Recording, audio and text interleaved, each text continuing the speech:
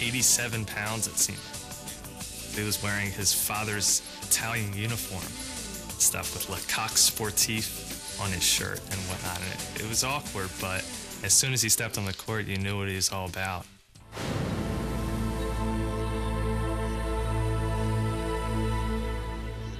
One thing that made it almost easy to coach Kobe, and I think maybe instantaneously gain the respect of his teammates, was his work ethic. He would practice more than anybody else that I ever saw at high school. I come into the facility early in the morning, 5:45 or so, and I'd hear the thumping of the basketball. I went upstairs and there was Kobe doing drills.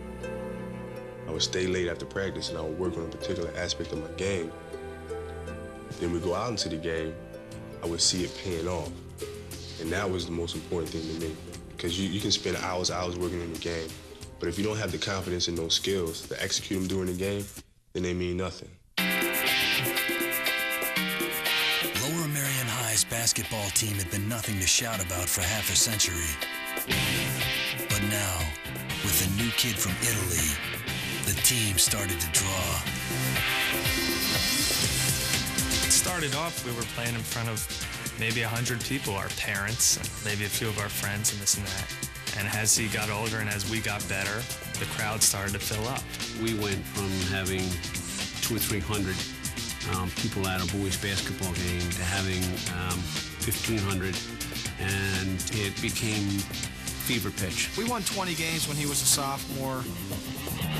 You would look at Kobe as an opposing coach when he was in 10th grade and say, oh my God, I've got to deal with this for 2 more years. In Kobe's junior year, Lower Merion went to the state tournament but lost in the second round. The loss left Kobe devastated, but determined. One thing I'll never forget Kobe saying was, I'm not allowing this to happen again. So it's almost comical to hear him say this. So we were kind of just like, Kobe, relax, it's not your fault, and all that. But he took it personally and said that he'd win the title the next year. The next year, Kobe kept his promise. Lower Merion went all the way, winning the Pennsylvania State Championship for the first time in 53 years. Kobe was named All-American High School Player of the Year. That spring, Kobe, by now a celebrity himself, escorted the pop singer Brandy to his high school prom. Well, you know, I just bumped into it. I didn't have a date for the prom. So I just asked her to go. One of Kobe's classmates was the daughter of John Lucas, then coach of the Philadelphia 76ers. Lucas had seen Kobe play and invited him to work out with the Sixers during the offseason. The big buzz at the time was that he was just ripping up Jerry Stackhouse in one-on-one. Possibly at that time was the first seed that was planted that maybe college was not going to be a part of his future. I like LaSalle, North Carolina, Duke, Michigan. Those are my top schools right now. And I am considering the NBA.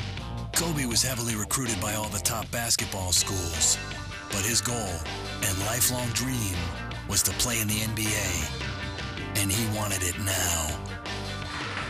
I have decided to skip college and take my talent to the NBA. We're flabbergasted with his decision. How can he say he's going to do this? He came across looking a bit arrogant. He came across looking naive. You're my idol. Remember me when you're in the NBA. But Kobe had his own agenda, and he didn't care what anybody thought. He was getting smeared all over this town, and so was Joe. So it was a difficult time, but Kobe had a dream. What would you do if you're a father and your kid comes up to you and says, I can go to college for 4 years, or I can go make $3 or $4 million this next year? Did you say to him that he has to get a college education at some point in his life? Oh, that's part of the deal. I mean, that's automatic. He had all the attributes where he could have gone to college and would have survived very well in college and done well in the college game and had plenty of time to come to the NBA and play. But he was anxious to be here where the game was the best. When people knew that I was contemplating going straight to the NBA, the Wolves came out immediately.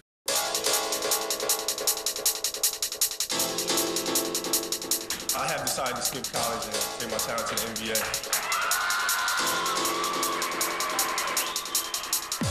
When Kobe Bryant announced in 1990 1996 that he was skipping college and going straight to the NBA, he was bombarded by a hailstorm of controversy.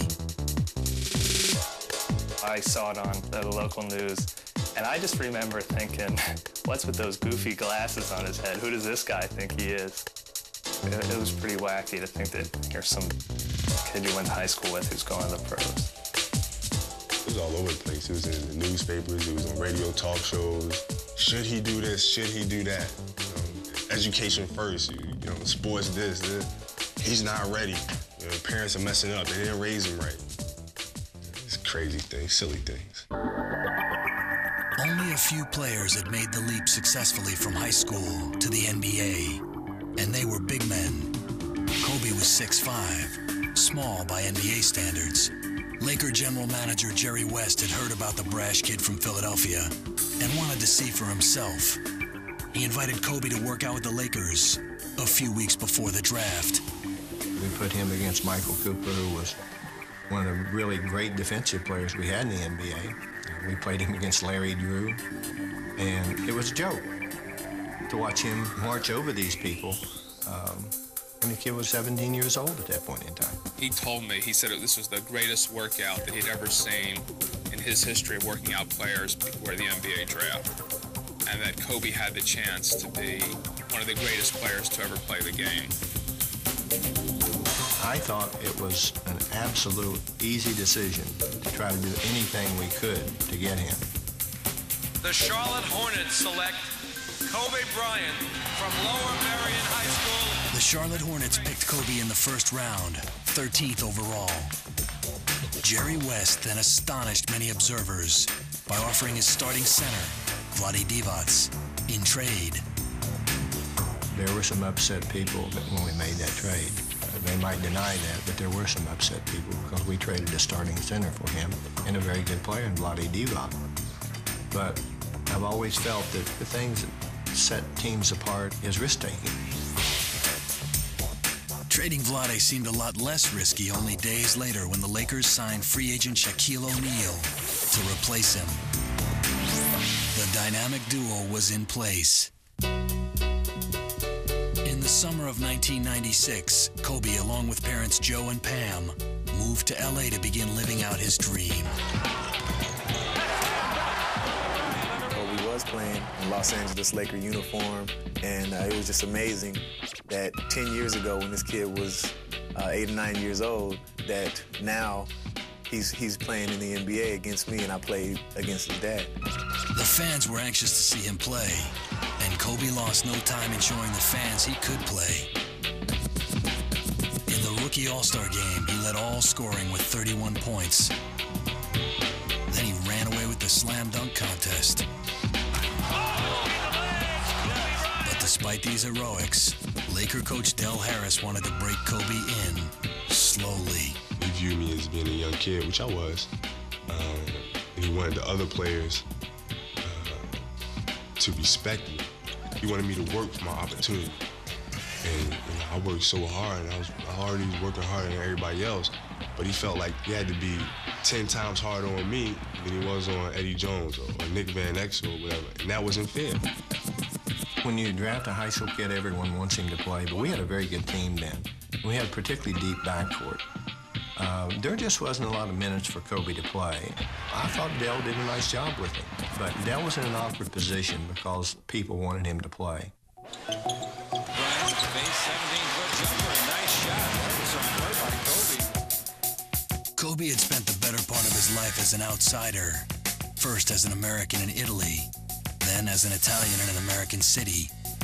Now his age set him apart from his teammates. When Kobe came in, he was 17 years old. So here you have somebody that's making the jump from high school to the NBA. Not only that, but he's surrounded by grown men from 21 up to, almost 40 years old. After a game, if a guy wants to get together and go out, have a drink or something like that, Kobe can't participate. I don't want to go in the bar.